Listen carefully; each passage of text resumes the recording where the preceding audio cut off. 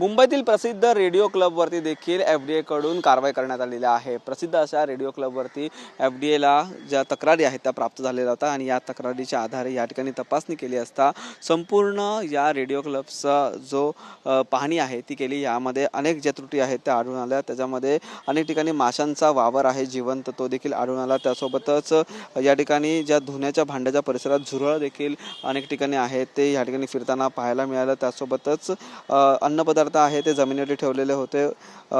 Non vegetable जे अन्नपदार्थ आहेत ते ठेवण्यासाठी रेफ्रिजरेटरमध्ये व्यवस्था योग्य प्रकारे नव्हती। अशा अनेक त्रुटी आहेत त्या या ठिकाणी आढळल्या आणि एकूणच या हॉटेलचा या आस्थापनेचा नॉन कंप्लायन्स रेट आहे तो 47% आहे।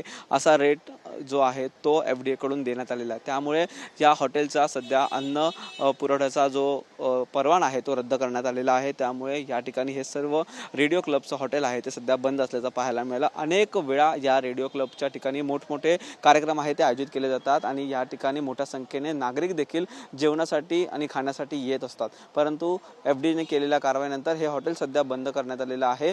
पुढील आदेश आणि चौकशीपर्यंत या हॉटेलचे सर्व जे अन्नाचे आणि अन्न पुरवठ्याचे आणि अन्न देण्याचे जे परवाने आहेत ते सध्या रद्द केल्याचं या ठिकाणी पाहायला मिळत आहे। व्हिडिओ नरसिंगसह निखिल चव्हाण, TV9 मराठी, मुंबई।